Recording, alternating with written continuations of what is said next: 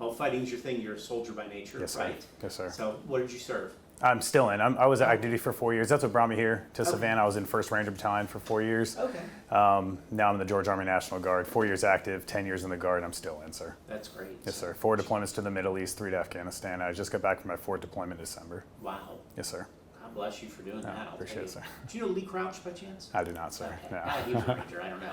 I don't know got my you, Ranger sir. battalions as well, so I can't say anything. So, Yes, sir. Interesting. How do you like still being in? I love it. Yeah. We always say we're never going to re-enlist, and here I am 14 years later, 4 enlistments now. So There is something about it that just Yes, keeps people in if they love it that way too, which is wonderful. I'm just annoyingly patriotic, and I tell myself, even if I say I'm not going to re-enlist, I love the country, and I'm not going to stop fighting for it, sir. That's great. Yes, sir. Well, you were talking about that too, the fighting aspect from Yes, being sir. a soldier, being a military man at that point. You're taking that over into your political campaign. Absolutely, sir. Absolutely. Tell me a little bit about that fight, because you said you want to fight for this area and for this state. Absolutely. So instead of all these Atlanta politicians focusing on Atlanta, or folks who are from this area who want to run for statewide office, and the first thing they do is go up to Atlanta, we're forgotten down here, especially farther southeast Georgia. And so what I decided was I'm trying to build a coalition in the southeast area, and then we're going to bring it up to Atlanta. It does help that my unit's up in Atlanta and Griffin, so I have a lot of connections up in that area, military connections. And so I do want to start the coalition here and then build our way up to the Atlanta area, sir. Our anchor Tina Ty Shaw is from Griffin Ridge. Oh, very nice. Yeah. Yep, that's where I currently drill, sir. That's where you drill? Yes, sir. Yeah, right by the airport is the armory. Sir. The military side, that fighting side, Yes, sir. keeps you sort of on that Republican side, a little bit more conservative probably by nature. Absolutely, yes, sir. Yeah, but I also know some Democrats or liberals in the military. I actually helped to when we were deployed last year, I helped 2 of the people I was deployed with get absentee ballots who were openly voting for Kamala Harris. And I'm the only Republican that you'll ever hear say that not every Democrat hates America. And there are a lot of really bad Republicans out there, and I hear a lot of Republicans say certain things, and I'm like, that's why people vote against you. And so I'm not going to demonize anybody for who they vote for. I'm tired of us identifying people based off who we voted for in the last election. I'm ready to take as a Republican, I'm ready to take the American flag away from the Republican Party and bring it back to all Americans, because we really are Americans. The American flag doesn't represent a politician or a political party. The American flag represents all of us, no matter what political side you're on.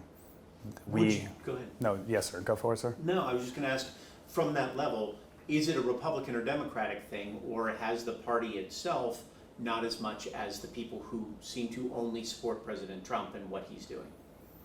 I think it's the party has kind of taken the American flag to their side. And because I've only heard Democrats say that they're ashamed of flying the flag while Trump is president. And that breaks my heart. Because as somebody who's voted for President Trump 3 times, I can see why they could say that. And I don't villainize them for saying it, because I try to understand why they say it. But then when I explain where I come from and why the American flag represents them as well, they completely understand that too. I've never once had anybody that I've actually talked to who was a Democrat or a liberal demonize me because I'm a Republican, because they like the message of unity. Because I tell everybody that American flag has always and will always outlive every single politician. And people want to say we're more divided now than ever. I'm pretty sure we were pretty divided during the Civil War, and we outlived that. And we're gonna get through these times. And It's gonna take someone like me bringing in a bunch of like-minded people, because the majority of us think the way I do, just not all of us vote. And I'm trying to give people a reason to want to vote. We had a very high turnout in the 2024 election, but we still had 30-40% of people that did not vote. That's my target.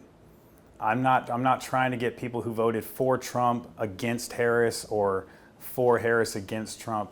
I'm trying to give people something to vote for, not something against. Is there a moderate view? Do you consider yourself a moderate then? Oh, absolutely. I'm a middle of the road Republican. Absolutely, sir. I know that's a bad word nowadays, and I'm still going to use it, because there's going to come a day when it's not a bad word. Compromise should not be a bad word. We compromised when we wrote the Constitution. That was all compromise. Now, it was very imperfect, just like my life. I struggled with alcohol addiction. I'm a year and a half sober. I got through it. I've almost quit on my own life. and I fought through that. Just like the United States of America, I wake up every day and say, as an imperfect person, how can I do better? And that's what we do as a country, and that's what I'm trying to focus on. Every day we should wake up and not give up, but say, what can we do to make ourselves better? Compare yourself, who would be your moral model when it comes to your political ideals? I would say I'm actually a current politician right now. Can be anybody. So. I really like Thomas Massey. Very moderate, very libertarian-esque. I do like listening to Ron Paul. I know that John McCain is now demonized in the Republican Party, which is disgusting to me, because as somebody who's deployed 4 times, 3 combat deployments to Afghanistan, what John McCain did, he's an American hero. And I still remember I interned for his campaign in St. Louis, Missouri when I was 18 years old. That was the first campaign I worked on. I remember in a town hall debate, a woman getting up and saying, Obama's an Arab, and she started bad-mouthing him, and he took the microphone away from her in that town hall, and he said, no, he is a good man, he's a good American, we just have differing opinions, and that's what we need to get back to. We demonize the other side, both Republicans and Democrats do it, not the people, but the politicians. The politician's job is to divide and conquer, and yes, I'm talking about the people that are running for governor right now. Because all I hear when I hear the Republicans talk, the other Republicans, and then I hear the Democratic candidates talk, who can be more pro-Trump and who can be more anti-Trump? How about we focus on being pro-Georgia and being pro-America? Stop sucking up to the federal government or demonizing the federal government and focus on our own state, because we have our problems here. States' rights is still a thing in America. The Constitution gives us that right. And that's what I'm focusing on. I'm a constitutional Republican conservative. And the Republican Party, in my opinion, has gone away from being constitutional and physically conservative. And now that we have the White House, we're just big government again. And I don't care who's in the White House, Republican or Democrat. My job as governor of Georgia is to keep the federal government the heck out of our state. You talked about it earlier. You helped a few of your own guys out there vote via mail-in ballot. Absolutely. President Trump wants to get rid of mail-in Disgusting. ballots. It's not going to happen. It's just a talking point. It's a talking point to get people to get his base out for the midterms. That's all that is. President Trump does a very good job of saying certain things he knows will not happen to get his base excited. The Epstein files. He campaigned on that for a year and a half, and where's that gone? So he does a very good job of getting his base out there, and sometimes that wins elections, obviously. But I mean, the Democrats do a great job of losing their own elections. So, it's just my personal opinion. But no, that's just a talking point. It's not going to happen. It's unconstitutional. But I think a lot of people have said that about a lot of the things he's done so far, including what he's done with immigration, some of the rulings that he's made, and what he's going on in D.C. right now. How do we say this he's not going to do versus something else that he may actually do? The judges have stopped a lot of the things with that he's doing, like the immigration.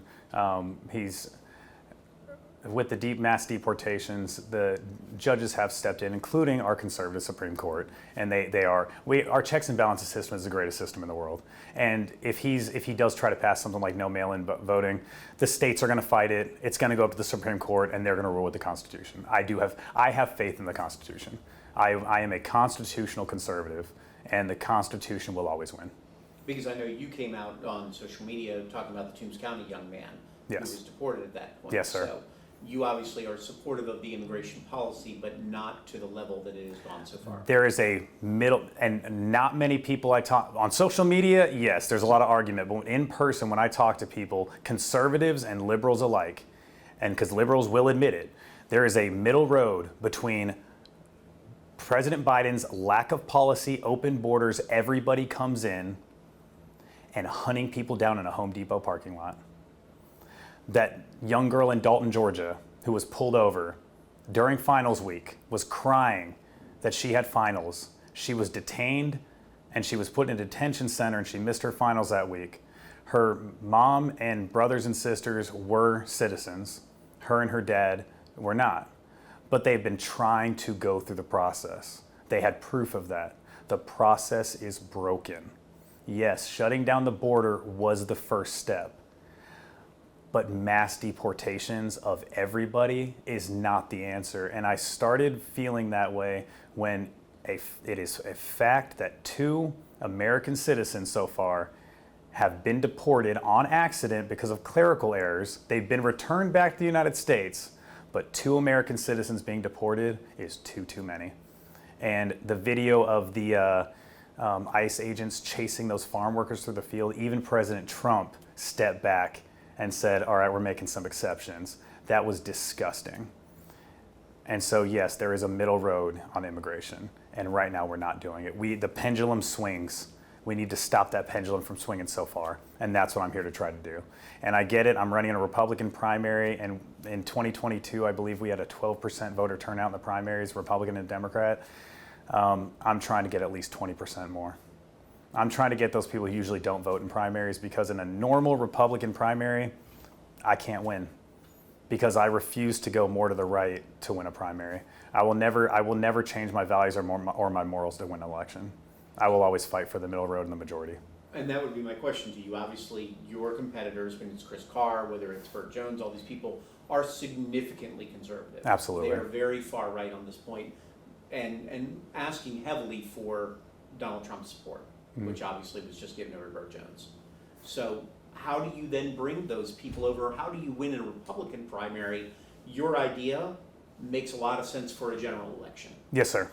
But how do you then win a Republican primary when so many of those other competitors, A, have more money than you do, Absolutely. and B, are playing to a very conservative base, which seems to do pretty well in Georgia right now? Because only 12% voted in 2022.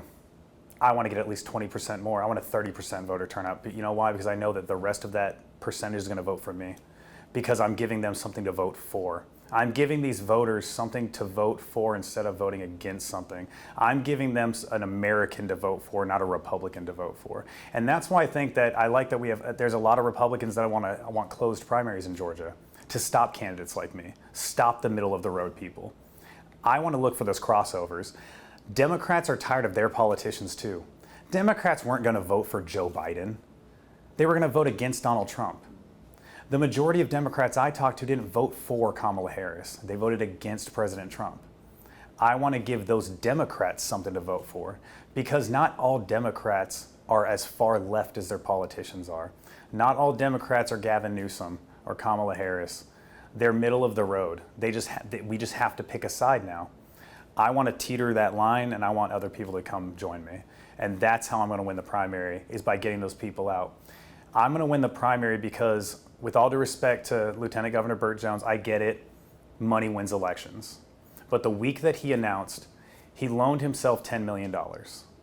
3 days after he announced, I was at Kroger in Savannah, in downtown Savannah, and I was behind a gentleman who was trying to buy a 6-pack of eggs, and his card declined.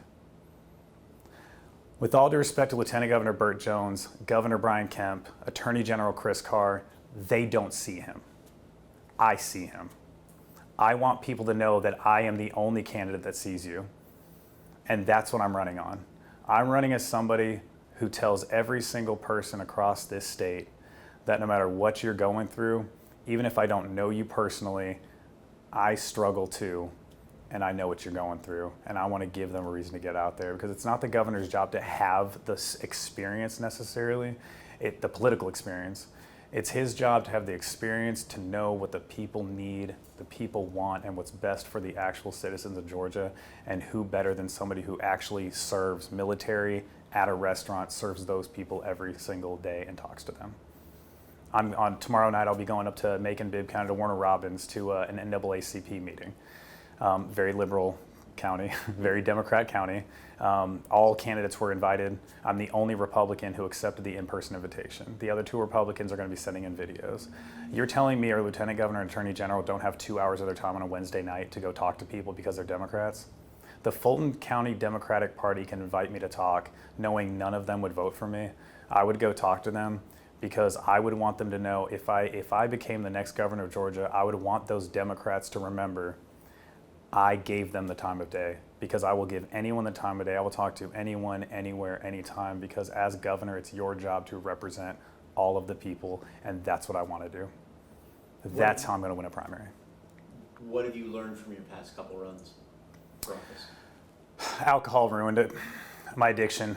addiction issues, mental health. Like literally looking back, the only reason I was not able to run a successful, organized campaign is because I do struggle with alcohol addiction. Now that I'm a year and a half sober, the best thing I've ever done in my life, I am more focused, clear-minded, and determined as ever. And that's another thing I want to tell people is I want to try to destigmatize addiction. All these politicians hide everything. I'm not hiding anything. I have legal issues. I have DUIs.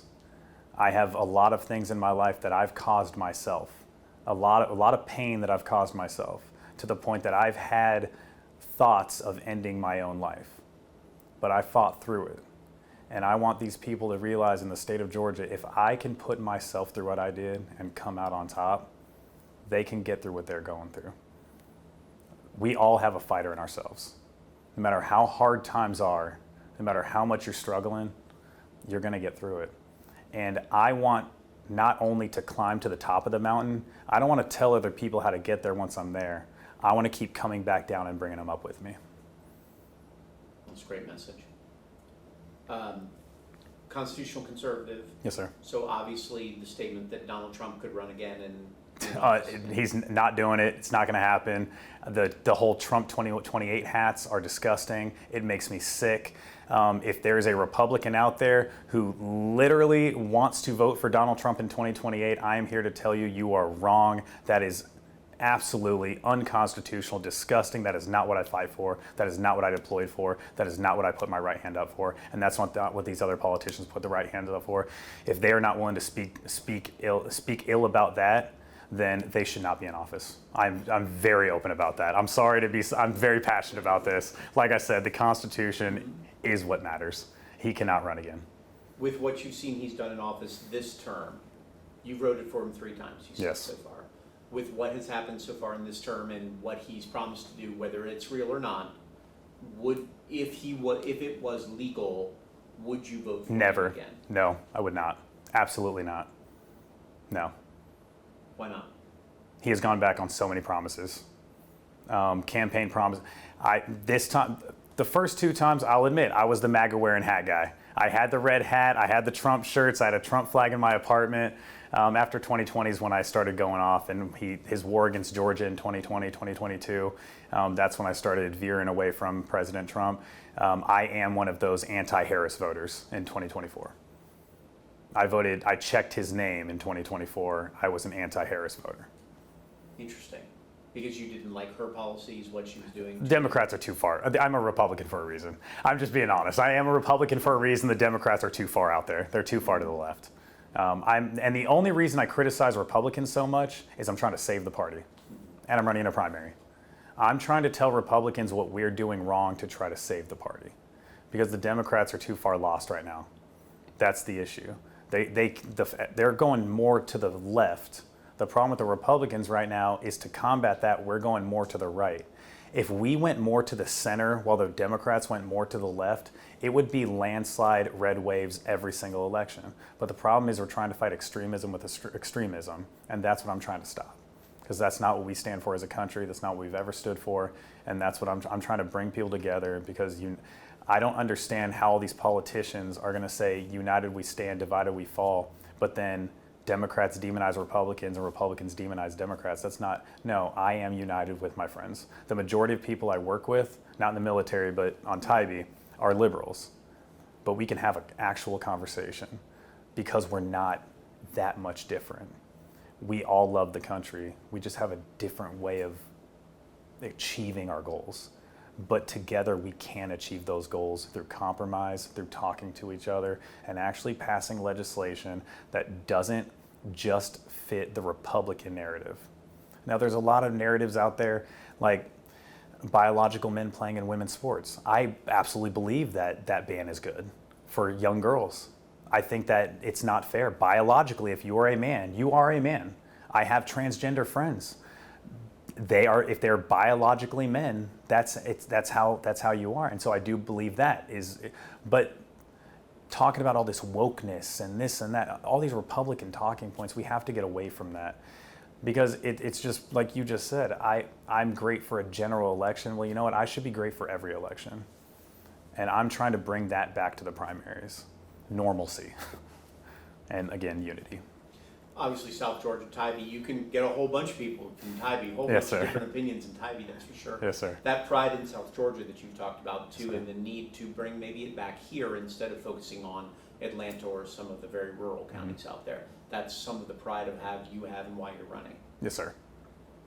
Yeah, I want to give the Southeast more attention than we've gotten from the state legislature, from the governor's office, because we have, with all due respect to Atlanta, everybody's from Atlanta.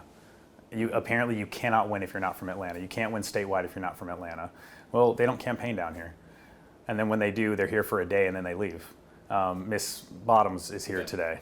Mayor Van Johnson's hosting her around, and then she's gone tonight. I'd rather focus on the Southeast Georgia area and go up to Atlanta. Atlanta's going to get plenty of attention once I'm elected governor. But I want to bring the needs of Southeast Georgia up to the governor's mansion. Challenge as well, though, because you have made no qualms about your sexuality as well. No. Being a Republican. No, sir. So how does that play into what's going on, and obviously the issues within the party and within people's minds when it comes to sexuality these days? The majority of Republicans don't care. They really don't. The media wants to play like they do, but they don't. It's just the loudest voices. That's who the media. No offense to the media. But what sells. The loudest voices are the ones who you're going to play because they're the ones that make the money. But the majority of Republicans really don't care. And that's something I've noticed when I was campaigning for Trump in 16 and 20 and in my own races. It really doesn't matter as long as you don't push it on people. And that's something. I don't identify as a gay man, I identify as an American. And that's the first thing that matters. What's out there if somebody says, we don't know Ken Yasgur, this is going to be our first opportunity to do this, you get a chance to tell them why you should be the one to vote for?